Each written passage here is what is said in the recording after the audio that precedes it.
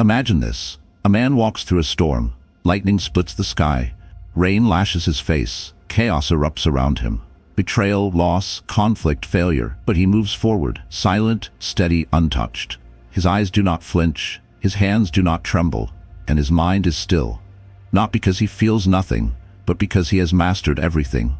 Welcome, wisdom seekers. What you are about to learn has been buried beneath centuries of noise, forgotten by the distracted, overlooked by the impulsive, and dismissed by the emotionally fragile. But you are not here by accident. You are here because something inside you is done being shaken by the world. You're ready to become that rare force that moves through life with stillness, strength and power that doesn't scream, but radiates. What if I told you there are 8 ancient secrets, forged in the fires of suffering, polished by emperors, sharpened by philosophers, that will teach you how to walk through fire and not be burned? These are not tactics, not hacks, not trends. They are timeless principles etched into the souls of those who refuse to be broken. This is not just a video. This is your initiation, because true strength is not loud, it's not reactive, it is still, it is calm, it is sovereign. It is the unshakable clarity of a man who has become his own fortress. The path begins with one philosophy, Stoicism, a philosophy forged not in temples, but in battlefields, in slave quarters, in the throne room of Rome itself. It is the secret weapon of warriors, kings, and thinkers who ruled not with emotion, but with mastery. Stoicism does not promise comfort. It offers something greater, power. Over yourself, over your reactions, over your fate. This is the way of the wise. And in this long, transformative journey, I will guide you through 8 deep and potent secrets, each one a key that unlocks a different chamber of strength within you. But beware. Once you see life through the lens of the Stoic, there is no turning back. You will not be able to unsee how deeply you've been enslaved by your emotions. You will not be able to unknow how powerful you were always meant to be. And you will never again be able to pretend that you are anything less than the master of your own mind. So breathe in, exhale everything you think you know, and prepare, because the storm will come. But after tonight, you will not flinch. Make sure to like and subscribe if you haven't yet. Every like, subscribe helps us continue our mission of sharing knowledge, and leave a comment below and share your opinion on these secrets, or tell me which one resonates with you the most. Ready to unlock more wisdom? Let's get started. Secret 1. Mastering the dichotomy of control. There's a quiet war waged inside every man. Not the war the world sees, not the one fought with rage or fists or fury, but a far more dangerous one. A war of misplaced control. It begins subtly. You wake up and feel that familiar tightness in your chest. You check your phone. Messages, unread notifications, the silent demands of the world already knocking. Somewhere between sleep and full consciousness, your peace is stolen, not by violence, but by distraction. You haven't even stood up yet, and already your mind is reaching, grabbing, fearing. You read a headline and your mood shifts. You see a name you didn't expect, and your stomach turns. You scroll past someone's highlight reel, and suddenly your life doesn't feel good enough. The chains are invisible, but they tighten all the same. This isn't freedom. This is spiritual enslavement. The mind held hostage by things it was never meant to control. But there is a way out. The Stoics found it. They didn't just talk about it, they lived it. In exile, in battle, in the darkest corners of loss and loneliness, they clung to one truth. One idea that doesn't just guide a man, it redefines him. Some things are up to you, and some things are not. When Epictetus, once a slave, said these words, he wasn't offering a philosophy, he was offering liberation. He had nothing, no possessions, no status, no freedom in the worldly sense. But within himself, he held something far greater: command over his mind, power over his reactions, clarity about where his control began and ended. Imagine how different your life would be if you woke up tomorrow and truly believed that only your thoughts, your actions, and your intentions were within your grasp, and that everything else could fall away without taking your peace with it. The man who internalizes this, not as theory but as daily practice, becomes untouchable. He's no longer disturbed when things don't go his way, because he never expected them to. He's no longer paralyzed by rejection, because he knows that how someone sees him is not his to manage. He's not broken when the plan changes, when the deal falls through, when the storm hits, because he was never counting on the weather to stay calm. Most men panic when the wind changes. The Stoic adjusts his sails. The modern world makes this harder, not easier. You're surrounded by messages that tell you, control your life, control your body, control your brand, control your relationships, control your destiny. But these are half-truths. The illusion of omnipotence sells well, but it destroys the soul. You can't control life. You can only control how you meet it. The Stoic does not seek to dominate the world. He seeks to master himself. He does not need the world to be kind, because he has trained himself to remain kind even in a cruel world. He does not demand certainty from life, because he has built a mind strong enough to move through uncertainty without falling apart. When you understand the dichotomy of control, your suffering changes shape. You stop being tossed around by every comment, every shift, every loss. You stop trying to fix people who don't want to be fixed. You stop trying to rewrite the past or predict the future, and instead, you return again and again to your center. You ask one question: is this within my control? If yes, then act fully, with presence, with courage, with integrity. If no, then let go. Not with bitterness, but with discipline. This does not mean you become passive. It means you become precise. You direct your energy like a sword, not a net. You stop wasting it on what drains you. You stop scattering your power across 1,000 things you cannot change, and you pour it into what you can. Your choices, your values, your principles. Marcus Aurelius, emperor of the known world, understood this.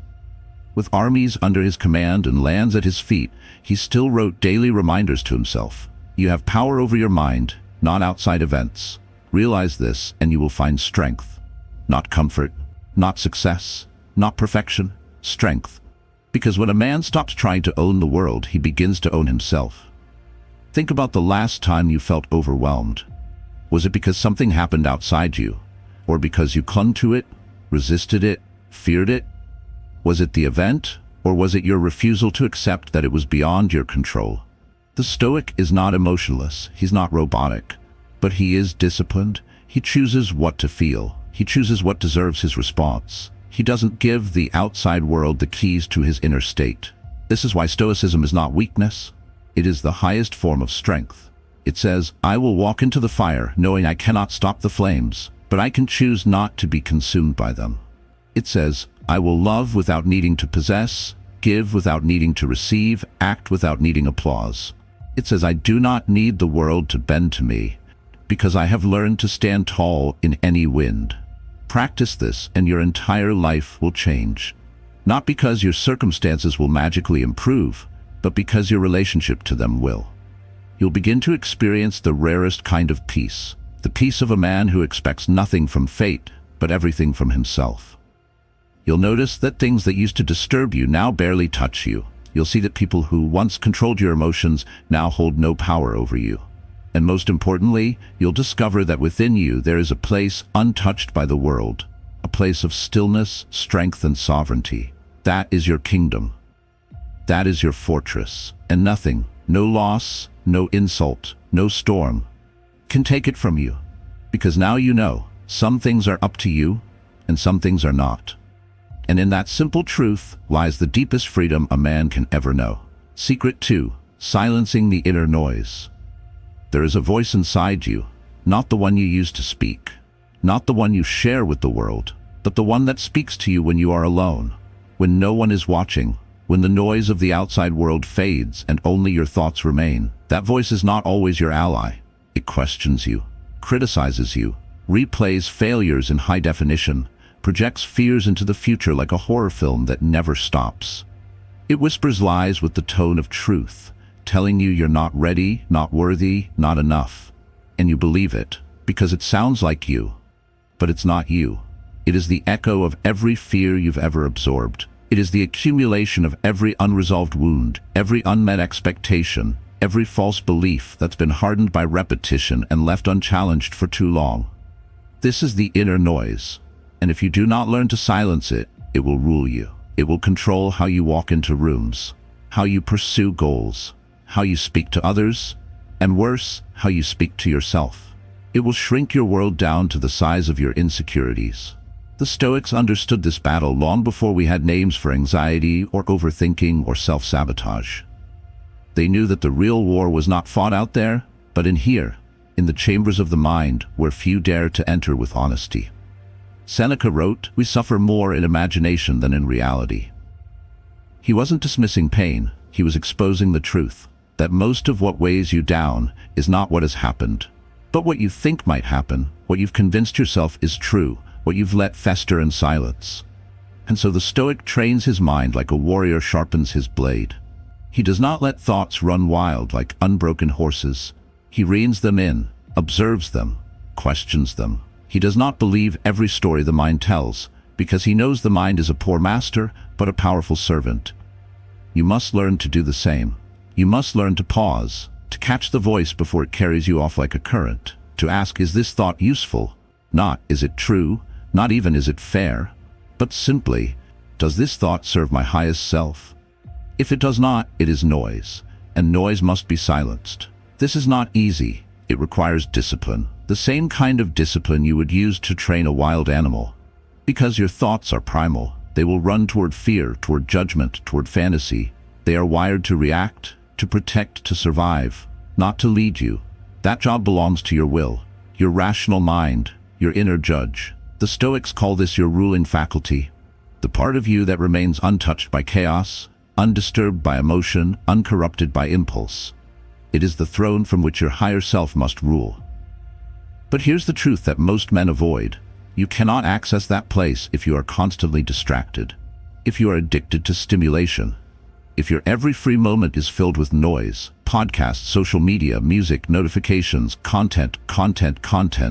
You are drowning in inputs, and yet you wonder why your inner world feels unstable.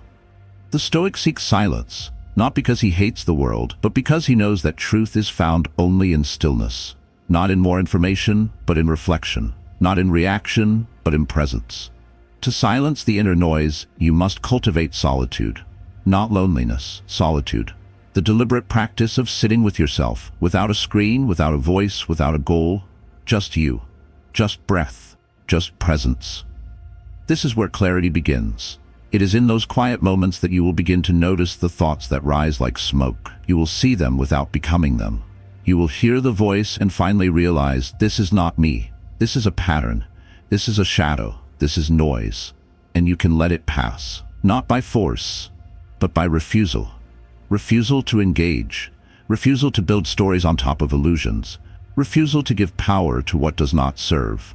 The Stoic does not chase every thought. He stands still and watches, like a mountain watches the clouds move across its peak. He knows that what enters the mind does not define him, only what he allows to stay, only what he chooses to act on. And that is where power lives. If you want to walk through the world as if nothing affects you, you must learn to guard your inner citadel, the silent fortress of your soul. You must become a gatekeeper, ruthless, disciplined, selective. You must choose which thoughts are allowed to take root. You must ask of every internal whisper, does this thought strengthen me or weaken me?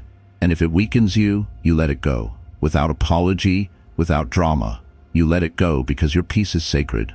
And no thought, no memory, no fear is worth more than your command over your own mind. This is not denial, it is discernment. This is not suppression, it is sovereignty. And it is a practice, not a switch. It will take time. You will fail. You will fall, you will believe the voice again. But each time you catch it, each time you interrupt it, each time you choose stillness over spiraling, you reclaim a piece of yourself. And eventually, the noise begins to fade. And beneath it, something deeper emerges. Something quieter, something stronger. A voice that does not shout or panic or manipulate. A voice that simply knows, that is your voice, your true voice. The voice of the man you were before the world told you who to be. Before fear taught you to flinch, before the noise taught you to forget the sound of your own truth. Return to him, not once, every day. This is the path of the Stoic, and this is the second secret. The world can be loud, but your mind can be silent. And in that silence, unshaken, unmoved, unbreakable, the real you is born. Secret 3. Building an unshakable inner code. Every man is tested. Some tests come silently. A slight, a delay, a look that feels like disrespect. Others arrive with the sound of thunder, betrayal, failure, humiliation, chaos. It doesn't matter how the test arrives. What matters is what remains of you after it's passed. Most men react. Some explode, others collapse. Some raise their voices, others retreat into silence. The form changes, but the core remains the same. A man without an inner code is like a ship without a keel, directionless, unstable, easily overturned. The Stoics understood something timeless.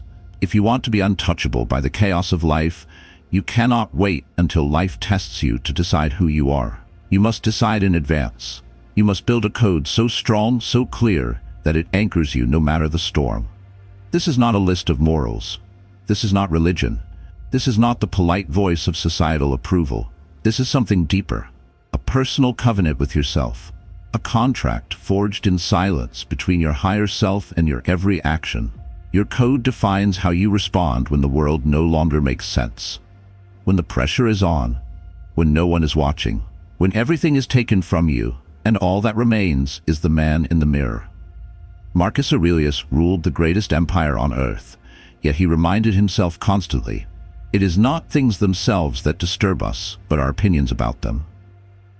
He knew, as you must come to know, that what happens is never as important as how we meet it, and how we meet it depends entirely on who we've decided to be. The man without a code is a slave to circumstance. His values bend with the winds of convenience. He's calm when things go his way, but collapses at the first sign of discomfort. His identity is a costume, changed depending on the room he walks into. He is not dangerous, he's not powerful, he is not trustworthy, even to himself. But the Stoic, the true Stoic, is carved from granite. Not because he is hard, but because he is formed, shaped, ground into form by reflection and repetition. He has asked himself the hard questions, he has sat with his own contradictions, he has decided who he is, and more importantly, who he refuses to be. This is where power begins, with refusal. Refusal to betray your values when it's easy. Refusal to let impulse speak louder than principle. Refusal to act out of fear, pride, or weakness. There's nothing mystical about this. It's not about perfection, it's about alignment. Your code does not eliminate struggle, it gives you something to hold on to during it. It's what steadies your hand when rage rises. It's what keeps you silent when provoked, honorable when wronged, resilient when broken. Imagine standing in front of a man who insults you, looks you in the eye and tries to make you smaller. Your blood rises, your jaw clenches, every part of you wants to strike back, to prove your worth, to feed your ego. But your code intervenes. Not with weakness, but with clarity. You ask yourself, what kind of man do I want to be in this moment? And then you act. Not from reaction, but from alignment. That is strength. That is Stoicism. And it is rare. Most people don't think this way. They let emotion lead. They let ego decide. They look back later and call it a mistake.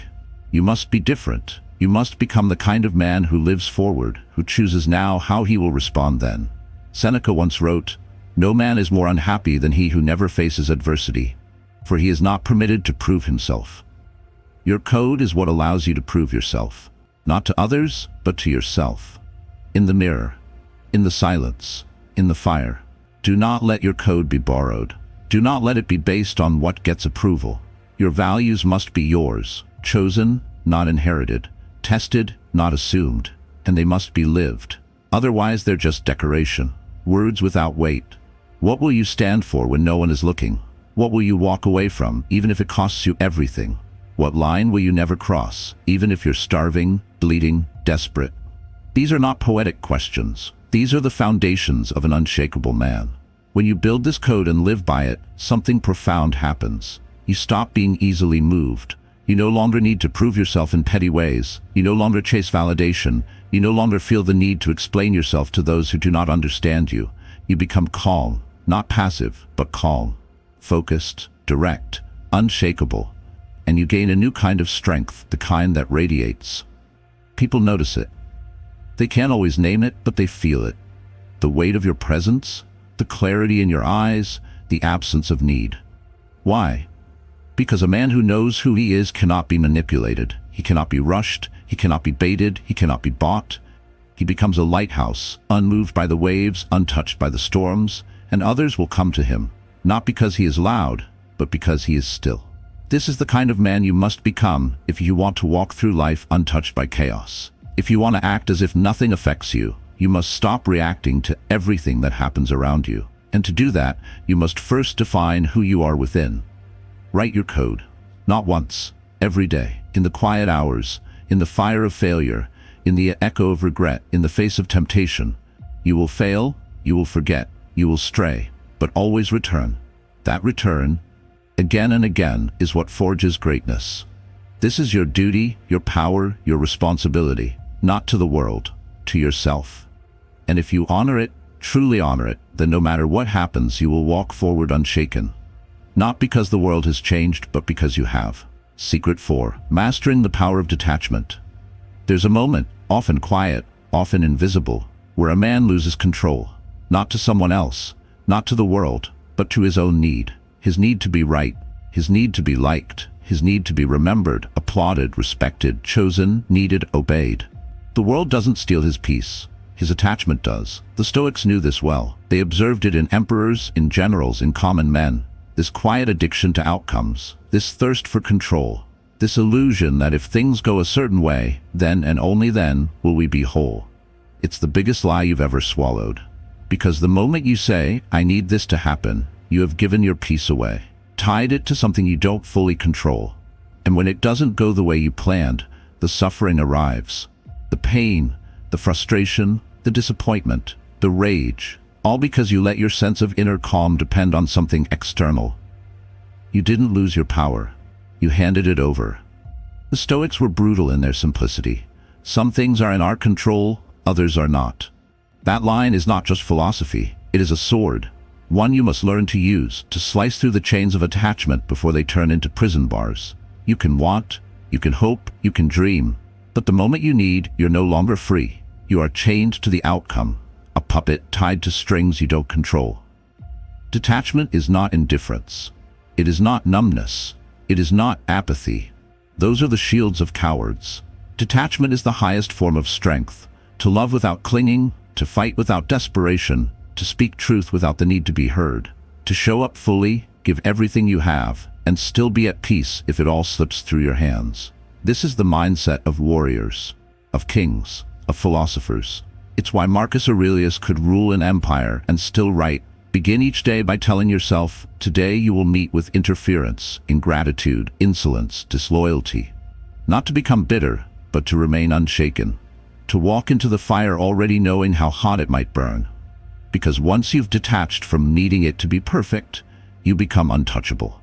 The words don't sting, the insults don't penetrate, the praise doesn't addict, the silence doesn't frighten. You do what's right, not because it will succeed, but because it is aligned with who you are. The outcome is a detail. The effort is the proof. You'll find real freedom not in changing the world, but in removing your chains from it. When you don't need people to behave a certain way, when you don't need life to bend to your expectations, then, and only then, can you walk through this world like a ghost in the storm. People will notice. They won't know what it is. They'll call you calm or stoic or emotionless. But they won't see the truth. You're not numb. You're free. And nothing affects the man who no longer clings. That is the fourth secret. Want nothing so much that you become its servant. Care deeply, but hold lightly. Love fiercely, but release fully. Give all, but expect nothing. Because a man who expects nothing cannot be disappointed. And a man who cannot be disappointed cannot be broken. Secret 5. Embracing discomfort without flinching.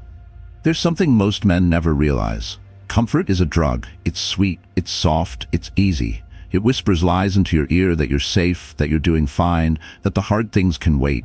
And before you know it, you're wrapped in it like a blanket soaked in anesthesia. Numb. Still. Soft. But you are not born to be soft. You are not carved for safety. You are forged for resistance. And the Stoics understood this better than anyone.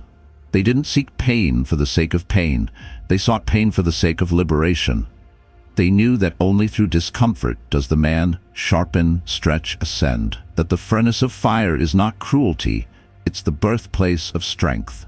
Seneca said, "A gem cannot be polished without friction, nor a man perfected without trials." The world tells you to avoid suffering. The world sells you convenience. The world wants you tame. But suffering is not your enemy. Flinching from it is. Because every time you retreat from what is hard, you reinforce the belief that you are not capable. Every time you avoid what hurts, you feed weakness. You become your own captor. This is where true Stoicism lives. Not in elegant words, but in raw confrontation. Waking up early when the bed feels like heaven. Speaking truth when silence feels safer. Facing rejection when approval is your drug. Starting again after everything has failed. Showing up without applause. Lifting when your body screams. Holding when your mind breaks. Continuing, always continuing. Not because it's easy, but because you refuse to be ruled by ease. This is what separates the Stoic from the weak. He chooses hard things, not recklessly, not with pride, but with clarity, with awareness. Because he knows the alternative. A life where nothing tests you is a life where nothing changes you. And a life without change is death wearing a smile. The Stoic trains like a soldier of the soul. He does what is unpleasant on purpose. He welcomes friction. He walks into challenge, not to show off, not to be admired, but to remind himself, I am capable of withstanding far more than I think. You must learn to do the same. This means seeking discomfort in the small things first. Cold water, long silence, difficult conversations, repetitions when the body aches, tasks you dread, rejection without loss of self, stillness without distraction, simplicity when excess calls. Each time you do this, you grow, not visibly, but inwardly, quietly. You start to remember that you are not built to be coddled, that your body may want rest, but your soul craves resistance.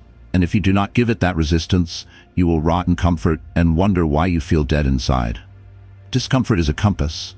It shows you where you are still a slave, what still owns you, what still shakes you.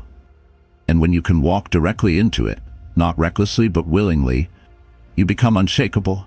Not because pain disappears, but because fear does. And once fear is gone, the world loses its grip on you. You don't flinch, you don't freeze, you don't need it to be easy anymore. You welcome the friction. You invite the resistance. Because every challenge becomes a mirror showing you your strength. This is the fifth secret. Never run from what is hard. If it is painful, lean in. If it is frightening, stay still. If it is uncertain, move anyway. Let the world flinch. You do not. Because the man who no longer avoids discomfort cannot be stopped by it. And the man who cannot be stopped by pain is already free. Secret 6. Making peace with being misunderstood. There is a moment that every man must face. It's not loud, it's not dramatic, but it cuts deeper than failure, sharper than rejection, and more brutally than insult. It is the moment when you realize that no matter how true your words are, no matter how noble your intent, no matter how solid your actions, someone, maybe many, will twist it, doubt it, question it, mock it, misread it. You will be misunderstood, and you must learn to endure it without breaking. This, right here, is one of the most devastating emotional blows that can strike a man. The feeling that your sincerity wasn't seen, that your silence was mistaken for weakness, that your restraint was mistaken for apathy, that your clarity was mistaken for arrogance. It's enough to make most men speak louder, explain harder, prove endlessly. But the Stoic does none of that. The Stoic doesn't beg to be understood. Because the Stoic does not serve the opinions of others. He serves the truth. He serves his code. And if others don't see that, so be it. Let them misunderstand. You see, there is a secret war that goes unnoticed. The war between the need to be understood and the power of being misunderstood. One is a cage, the other is a throne. Most people live their entire lives adjusting themselves for others' approval. They dilute their truth so it doesn't offend. They explain their silence so it's not misread. They dress up their intentions so they aren't attacked. And slowly, moment by moment, they vanish. Not physically, but spiritually. They disappear under the weight of explaining themselves. But you were not born to be a spokesman for your soul. You were born to embody it. And embodiment doesn't explain. It simply is. Marcus Aurelius wrote, "Waste no more time arguing what a man should be. Be one." That is the essence of this secret. You do not owe the world your explanations. You owe the world your example. If you are misunderstood, let it be. Let them think what they will. Let them create stories. Let them project their own fears onto your silence. Let them choke on assumptions. You walk forward. This is one of the highest levels of inner power, to no longer need to be seen accurately, to feel anchored in truth. That requires depth. That requires strength. That requires dying to the need for recognition. And that is precisely what the Stoic does. When you stop chasing clarity in the eyes of others, you start finding clarity within yourself. You speak when necessary, act always, and explain only when it serves principle, not ego. Let them say you've changed. Let them say you're cold. Let them say you're arrogant, too distant, too intense, too mysterious. They are not talking about you. They are describing the version of you that exists in their minds, and that version was never yours to control. This is where the fire begins to burn, when you stop defending your intentions and let your presence be enough. The more misunderstood you're willing to be, the freer you become. No longer a hostage to approval, no longer tethered to others' interpretations, no longer trapped in the exhausting prison of explanation. You become still. You become focused. You become untouchable. The world will never fully understand a man who stands firm in what is invisible, in principle, in silence, in inner clarity, in sacred restraint. And that's the point. The most powerful men in history were all misunderstood, misquoted, twisted, mocked, feared, and they did not waste their breath chasing clarity in the fog of noise. They lived, they acted, they moved with precision and indifference toward the applause or misunderstanding that followed. And in that posture, in that refusal to explain, they became monuments. Be misunderstood. Let it burn away what still needs others' approval. Let it reveal how deeply you still seek validation. Let it show you where your peace is still negotiable. And when the fire is done burning, all that remains is the real you. And the real you no longer flinches. Secret 7. Training your emotions like a warrior trains his sword. Emotion is not weakness. Let's make that clear. Emotion is fire. And fire, when wild, destroys everything. But when mastered, it forges, it heals, it cooks, it warms, it protects. It is one of the most powerful tools a man has ever known. But it must be trained. The Stoics never said to feel nothing. That's a shallow misreading. What they said, what they lived, was this: feel everything, but do not be ruled by any of it. To be Stoic is not to be numb, it is to be sovereign. To command the fire, not be consumed by it. This is where most men fall. They think emotion is either to be suppressed or unleashed. They bottle it up or they pour it out. They think strength means holding it in, or power means letting it fly. But the Stoic, he doesn't suppress or explode. He channels, he forges. He takes the raw energy of feeling, anger, sadness, desire, frustration, confusion, and directs it through the blade of will. It is not control in the modern sense. It is training. It is discipline. It is a blacksmith's touch. You must become the master of your inner battlefield. No warrior steps onto the field without training his sword. You must not step into life without training your emotions. That means awareness, seeing the rise of emotion before it controls you. That means space, inserting stillness between the trigger and the reaction. That means transmutation, taking the energy of emotion and turning it into focused action. When rage arises, don't suppress it. Observe it, channel it into the gym, into the code, into your craft, into silence so thick it drowns the chaos around you. When sadness strikes, don't drown in it. Let it show you what you still care about. Let it pull you into deeper presence. Let it be a signal, not a sentence. When desire burns, don't chase blindly. Sit with it. Watch it. See what story it's telling you. Then decide, do I act or do I let it pass? This is what the Stoic does. He does not deny the feeling. He dominates it, not with violence, with clarity, with posture, with patience. Epictetus wrote, if someone succeeds in provoking you, realize that your mind is complicit in the provocation. That means no one makes you feel. You allow it. You consent to it. You have the power, always, to meet the fire with structure. This is training, and it does not happen once. It happens every day. Every moment you breathe through anger, every time you speak calmly when the chaos rises, every time you endure without complaint, you train. You forge the blade, and over time, that blade becomes sharper. The fire doesn't go away, it simply answers to you. This is emotional stoicism, not coldness, not apathy, but mastery, depth, command. A man who cannot manage his emotions will always be a slave to the moment. He will say things he doesn't mean, ruin things he cannot fix, react in ways that take years to undo. But the man who has trained himself, who can feel fully and still act clearly, becomes a force beyond comprehension.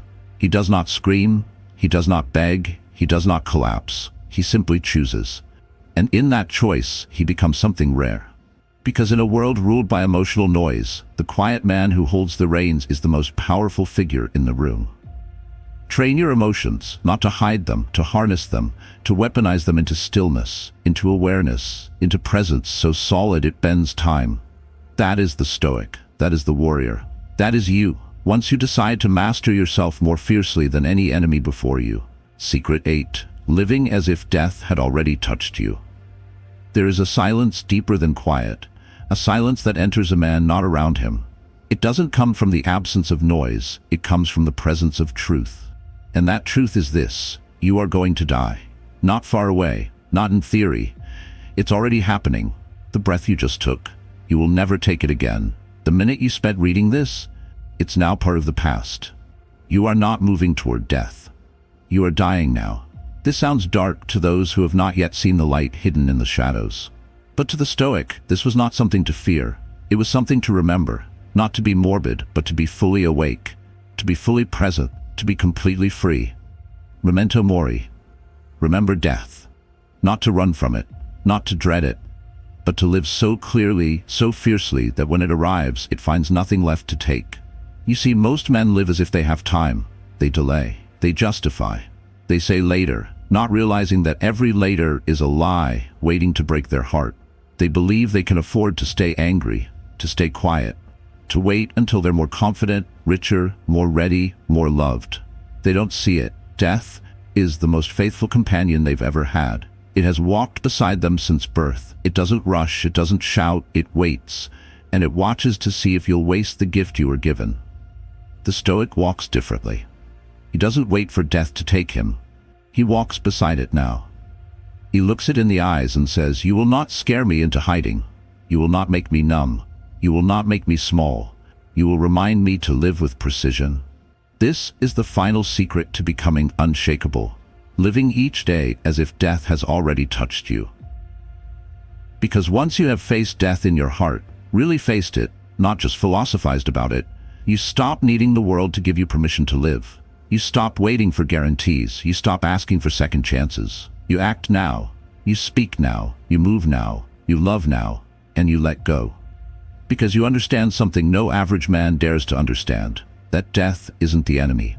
Fear is. Delay is. Regret is. Seneca said, "Let us prepare our minds as if we'd come to the very end of life. Let us postpone nothing." Read that again. Let us postpone nothing. When you live as if death is near, you stop saying yes to what drains you. You stop needing validation. You stop chasing what doesn't last. You cut through noise with the blade of necessity. And what remains? Only what matters.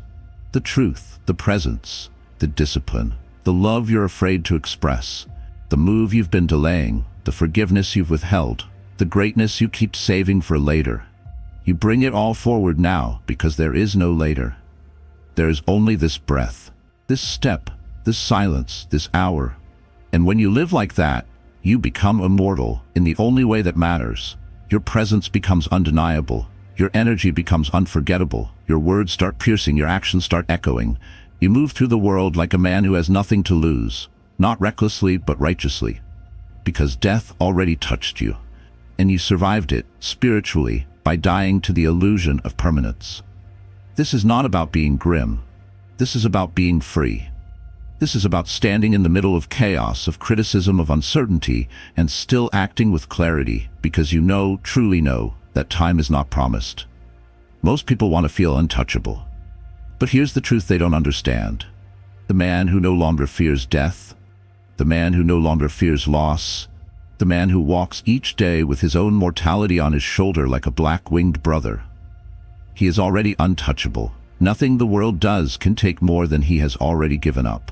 He doesn't need guarantees. He doesn't need applause. He doesn't need anything, because he is fully here.